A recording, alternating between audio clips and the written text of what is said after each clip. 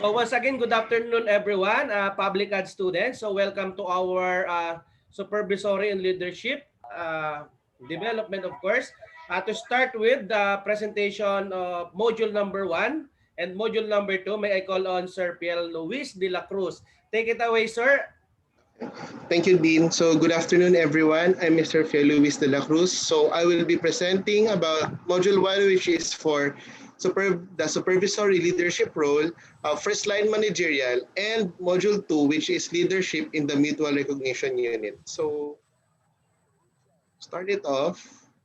This is. So as you can see here, this is a picture of the hierarchy in private. This is usual in the private companies. As you can see, the supervisor is said to be the first level management job. Then above the supervisor is the project manager, the manager, senior manager, and general manager. So for module 1, I will be focusing on the supervisor. So this is the sample hierarchy of employees in our offices. So as you can see, on the left side is the usual setup for private companies, wherein the highest is the boss and then the lowest would be the employees. Then on the other hand, for government offices, the usual setup would be the highest would be the secretary of that office going down up to the employee. So there are still rankings such as starts with the employee 7. I will not say any position with regards to that. So this is just an example. The higher the number, the higher the position. So of course, for the employees, they're also contractual and they're also permanent employees. So next is, so to introduce a supervisor. So the supervisor is responsible for the day-to-day performance of the team. He is also the immediate person to handle issues and concerns by the staff. He is the one who implements what the manager decides on, and of course, he helps employees make decisions. So with regards to this, supervisor, Tagalog na rin po ako ha. So to explain this, yung supervisor po, siya po yung usually nasa area. So di ba in cases na we go to the fast food, then we order our food. Then if we have some complaints or any issues, when we tell that to the employee, they usually tell us that they will refer us to who's next to them, which is usually the supervisor. So same as with in government offices. So especially with those who have who go face to face with clients, if they encounter issues that they cannot handle, they usually refer it to the one next to them. If their senior is not there, of course, the next in line would be the supervisor. So next, ayan. So this is a sample of a day in the life of a supervisor. Please disregard the salary. Alam kong hindi yan realistic. Well, sa ibang bansa, yes, but in the Philippine setting, not so much. So as you can see, mabigat din po ang work ng supervisor. Hindi lang siya yung basta nagmamanage lang na employees. So usually, ang supervisor din na-assign to schedule yung shifts. So siya yung magbibigay kung kailan magre-report ang employees. The next is, siya rin ang nagte-train sa workers. So yung setup na to, usually is, pag nagte-train siya ng workers, in-endorse niya muna to sa mga senior niya. But if for the advanced things such as with handling complaints, of course, na-forward na yon, siya na po nagtuturo. And as you can see here, on the right side, assisting in hiring and firing activities. So, syempre dahil nga po ang supervisor ang pinaka-nako-witness sa kanyang employees, so alam niya if that, for example, the employee is a trainee. So yung supervisor sometimes ang nakapag-decide whether that employee should be hired. And also, when that employee commits multiple mistakes or has many issues, siya na rin po nagre-refer kung kailangan na i-fire yun, kung tatanggalin na. The next, yung nabanggit ko nga kanina, identifying and resolving workplace problems. Then, next to that is providing reports and activity updates to management. So, based on experience lang po, usually talaga yung mga assigned na supervisors, they are the ones who report to the higher ups. Common po ito sa mga facilities na naka-branch out. Kumbaga parang, let's say the main office is located somewhere far, then let's say regional office, regional branch. So ang pinaka-highest usually dito would be the supervisor. And that person is the one in charge of reporting the status of things to those in the main office. So next, when our supervisors called. So ayun nga. So hindi sila basta-basta sinabi po na ang topic natin dito is first line management. So of course, first line management, first level of the management staff. I mean, sa management staff. So pero kasi ang pinaka frontliner po in a basic company would be the employees. So, ang supervisor po natatawag pag nagkaroon tayo ng issues and concerns beyond the capability of the employee. So, I can give a good example for this. I'm sure lahat naman tayo nanonood tayo minsan, usually sa American movies or mga series. And let's say yung client natin is nag-complain. So, pag nag-complain ang client, sino ba usually ang hinahanap nila? Diba? They usually call either the supervisor or the manager. In some cases po kasi, in other companies, the manager is the one next to the employees. Pero usually, yung designation lang po yun, pero yung type of work na ginagawa niya is still on the supervisor level. Next is the issues and concerns of employees. So in this case, syempre, hindi natin maiwasan po na there are some issues na may encounter yung mga employees. So pag hindi nila ma-handle yun, ma-resolve within themselves, they usually consult the supervisor to intervene with whatever the problem they are dealing with. So yung supervisor na po ang nagsasabi or maybe helps them in deciding on what to do. Next is implementation of the orders from the higher ups. So usually yan po yung mga let's say mga memo or mga utos galing sa mga boss. So pag nag-utos po ating mga leaders or mga boss, it's usually, hindi po siya nare-relay dire-diretso sa mga employees.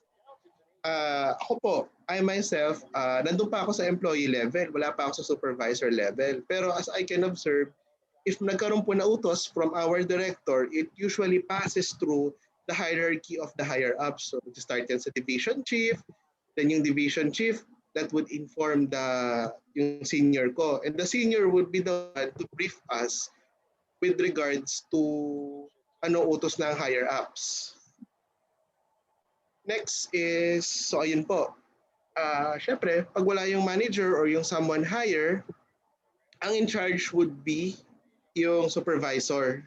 Siya yung OIC natin. So, in cases na pag hindi present ang manager, let's say off siya, ang magiging head talaga on a certain area would be yung supervisor. Then lastly, maintaining the order in the team. So that's one of the tasks of a supervisor. Yan yung pinaka-common task nila.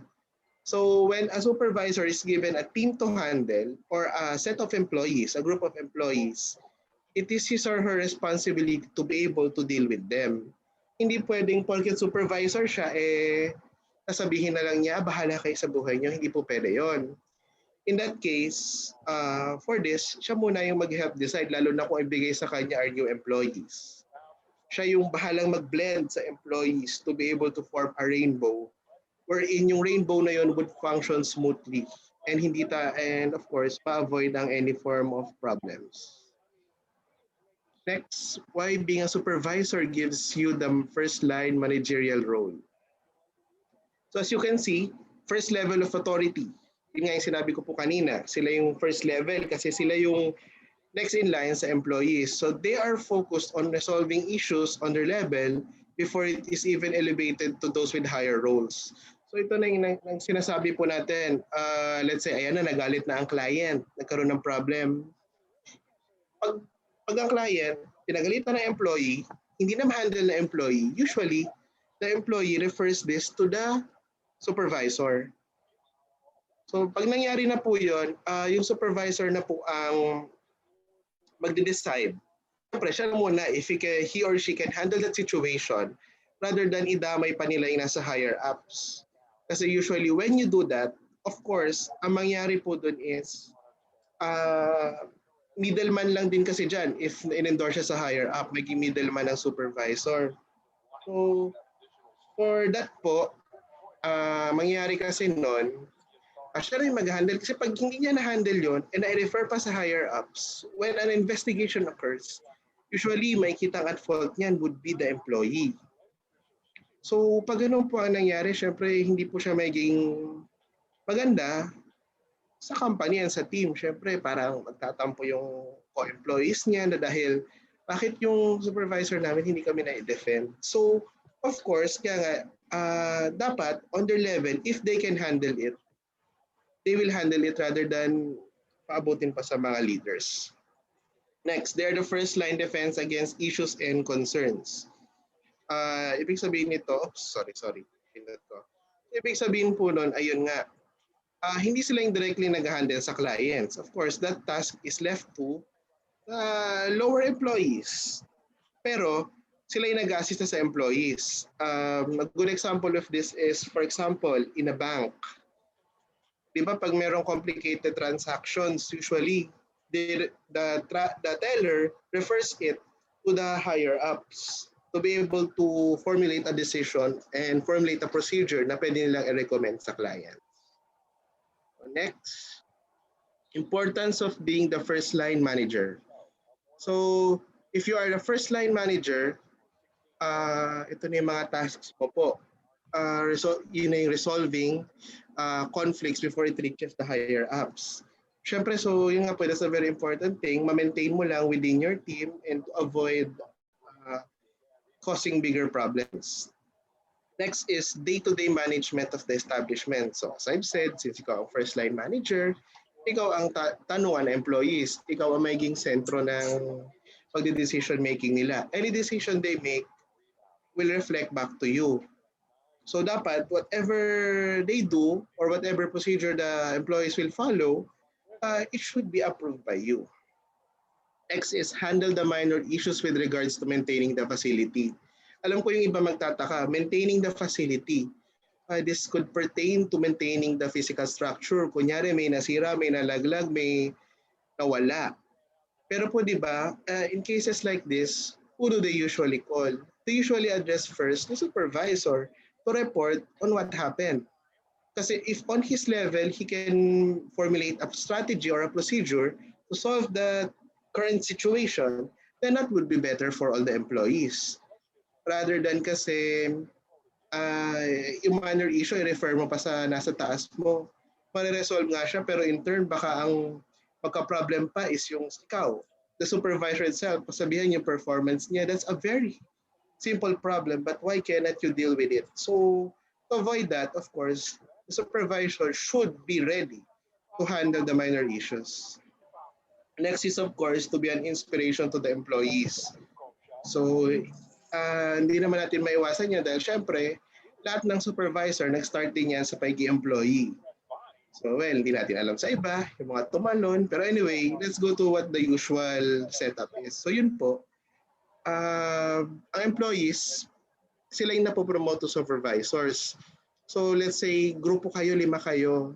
Then, lahat kayo maayos ang performance. Pero syempre, one of you, that person is able to lead and guide the others in order making decisions and doing their tasks properly.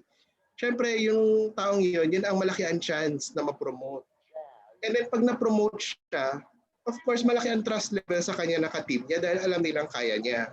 So in turn, the supervisor gives inspiration to the employees. Lastly, provide support to the employees. So as a supervisor, explain ko lang po bakit ko sinabing employees are frontliners. Kasi di ba usually frontliners pertain to the doctors, nurses, or into the medical field, or yung mga bombero po, first line responders.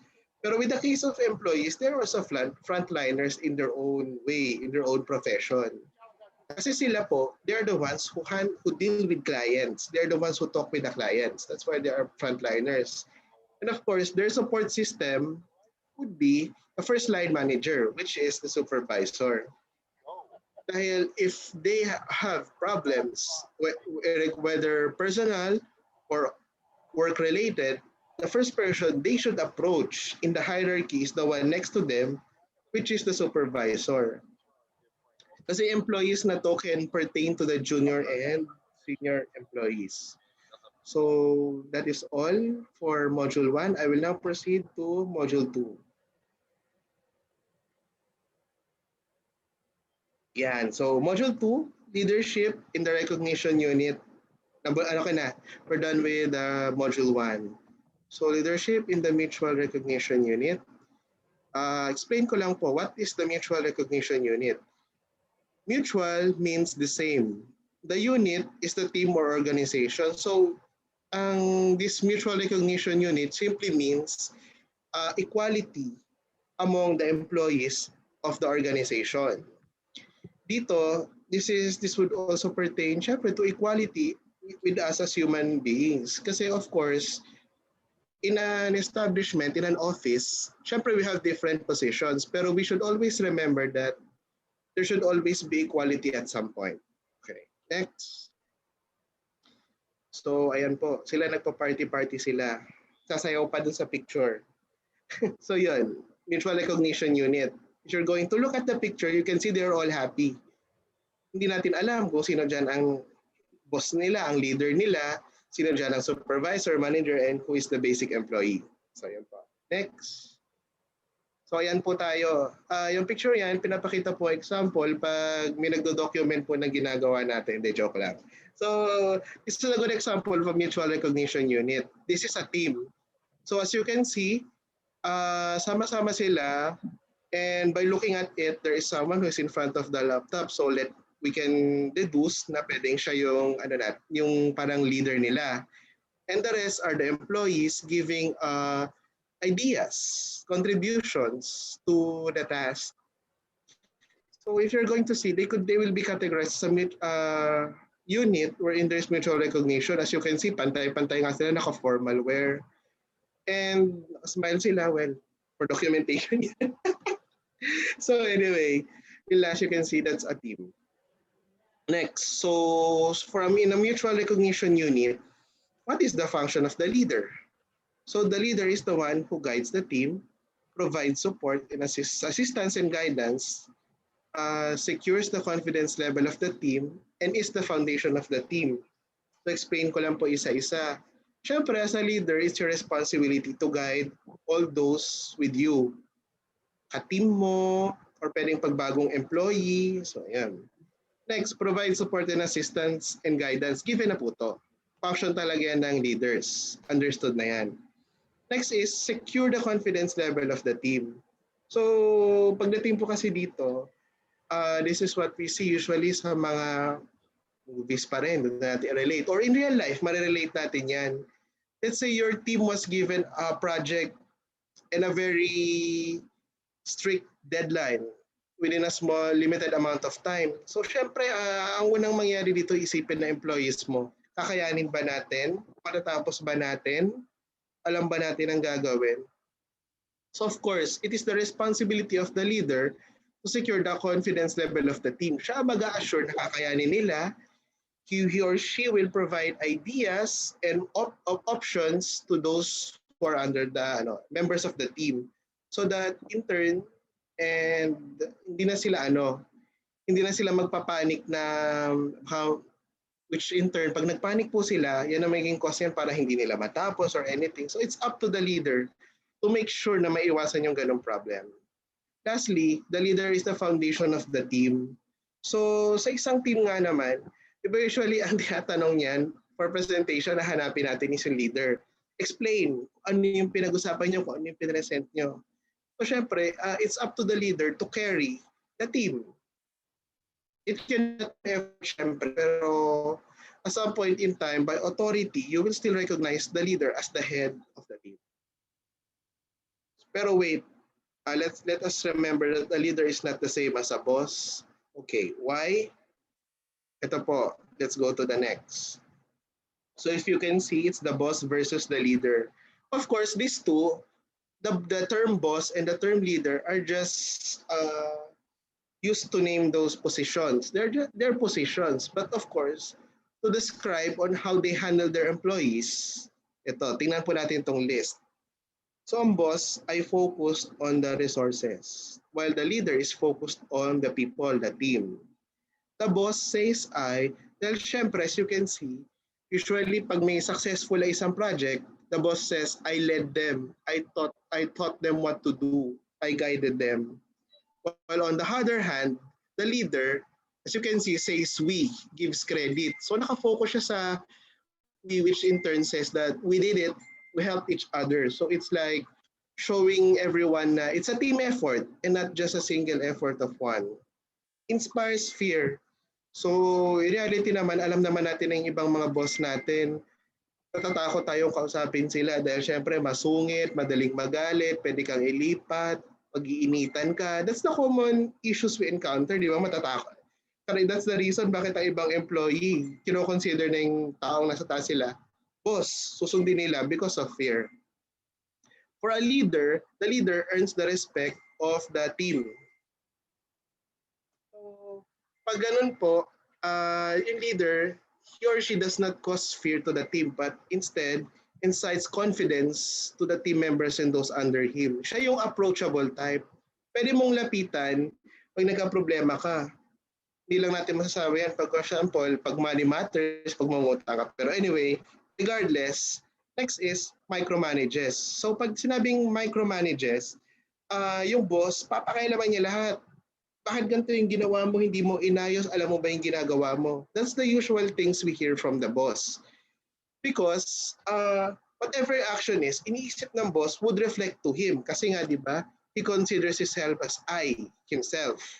On the other hand, for the leader delegates. So, ako po as leader, so ikaw nang bahala, gawin mo to, ikaw mag-ayos neto, and whatever you do, alam kung kaya mo yan, and whatever happens, pag nagkaroon man ng problem, pabalik tayo sa word na we. So, damay-damay na. So, in short, pag sinabi dito, sinabang boss, bahala ka na. Ang leader, kaya natin to. And of course, think short term. So, pag ang boss, it's focused on the short-term goals. Kailangan matapos to kung ano mangyari sa project na to. On the other hand, ang leader thinks long-term. So pag sinabi mo pong long-term, this will not simply focus just on the problem, on the task to do. This will also be involve the employees, the team members. In the long run ba, hindi mo ma-burn out tong team member ko? Will he still stay or baka mag-resign? So he also thinks of those stuff so that para ma-maintain din ang balance. Next, what it takes to be a leader in the mutual recognition unit. So, yeah, as you can see, treat employees as equals. We're all human beings. We all have equal rights. So, syempre, lahat ng employees natin, kahit ikaw ang leader, you should treat everyone equally. Hindi mo dapat, anong tawag mo doon, hindi dapat mag-pinpoint ka na isang special person para sa'yo na siya lang lagi ang papakinggan mo. Dapat you should treat everyone as equals. For example, in a meeting, lahat yan magbibigay na idea. Siyempre, consider all ideas that could be used. Hindi yung consider mo lang kung sino yung gusto mong pakinggan, then the rest, snub mo na. So you should treat everyone as equals. Next, socialize with employees. So in a mutual recognition unit, since mutual, the same, equal, you should also learn to socialize with your employees. Kakamustahin mo rin, alamin mo rin yung status niya, o baka naman kasi may problema yan, may dinadamdam yan. You also talk with your team. Kung ikaw mismo as a leader may problem ka, you can also ask help from your teammates. Or in the position of a supervisor, you can also ask help from your employees. Huwag mo sosolohin ang problem. And lastly, syempre, you have to see to it na syempre may kasama ka rin sa employees mo. Hindi yung matatakot sila, pupunta lang sila sa office mo pag may kailangan. Hindi ba ang sarap sa feeling kapag pupunta sa iyo yung makasama mo para magpa-thank you? Or bigla ka na lang iso-surprise. So syempre, that's socializing with employees. Next, separate personal from the office life. Pag nasa office po, you should be able to separate the personal issues from the office issues. When you're a leader, you should think and you should go within the shoes of your employees. So, of course, lahat tayo may personal problems and meron din tayo mga problems sa office. Pero dapat, pag nasa office tayo, we should learn to separate our personal lives from the office life.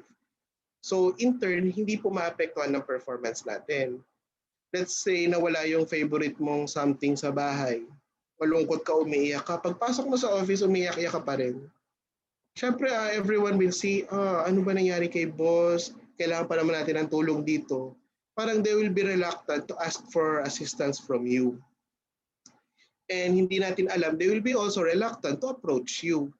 Now, when in turn, kayo may separate yung personal, mapasok kang masaya, and then of course, yung employees mo, approach ka rin nila, and then pag may nag-open up, that's the time you can only open it up. Pero syempre, separate pa rin yan, hindi dapat yan maapektuhan yung work mo. Take action when needed. So in a mutual unit, the leader should be able to take action when needed. Kasi when you, pag, let's say nagkaroon po ng issues and concerns that needs to be addressed. So dapat automatic na magte-take action ka sa pangangailangan. Hindi yung mahayaan mo lang yung employees mo magkagulo, yung teammates mo naman problema. Dapat kung kaya mong i-handle, mag-volunteer ka na to handle things.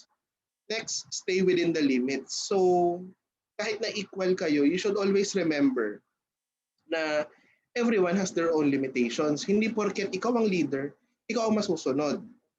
At hindi rin porket ikaw ang leader, may access ka na rin sa lahat ng kung anong meron ng employees mo. Always remember that there are also limitations. And never forget to remind your employees also their limits. So magbibigay na lang po ako ng isang real example dito.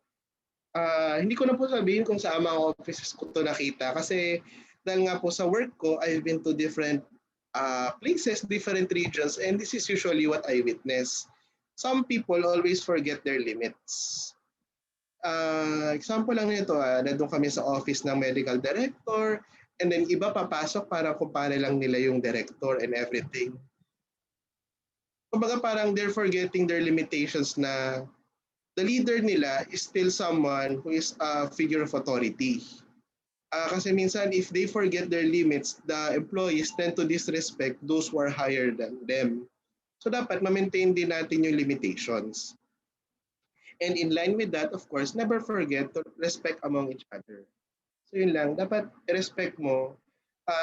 Pag nasa labas kayo na office, you can respect each other as friends, pero pag nasa office kayo, you should respect the levels of authority given to your friends. Kung mas mataas ang friend mo, dapat sa office, you treat them professionally. Hindi yung parang kumpare-kumpare, what's up, hindi po gano'n. Dapat address natin ng properly, sir, ma'am, gano'n po. Next, so ano ba ang positive effects when you are able to be a good leader in a mutual recognition group? So of course, you increase the understanding of those under you. Mas maintindihan ka po nila, mas magkakaintindihan kayo with regards to your wants, needs, do's, don'ts. So when you're approachable and you think you stay within their level, kahit pa paano you think on their level before making decisions, they will understand you better. And such as also this will improve the confidence and trust among the team. So titiwala rin sa'yo.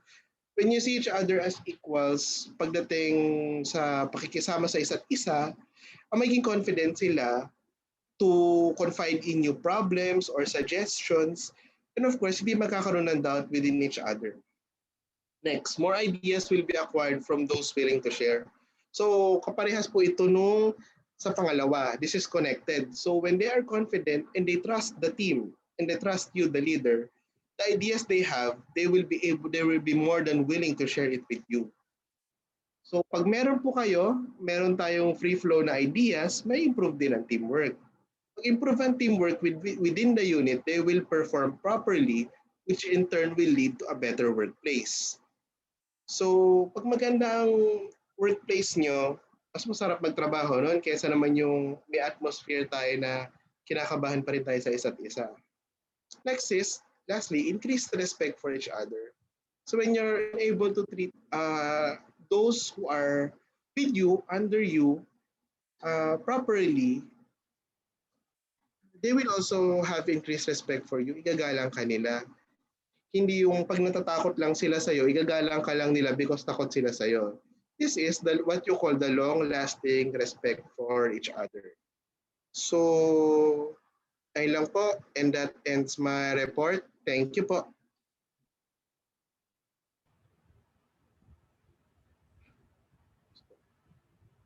Sir, stop mo lang sir dyan sa presentation mo. Stop mo lang po dyan sa ano.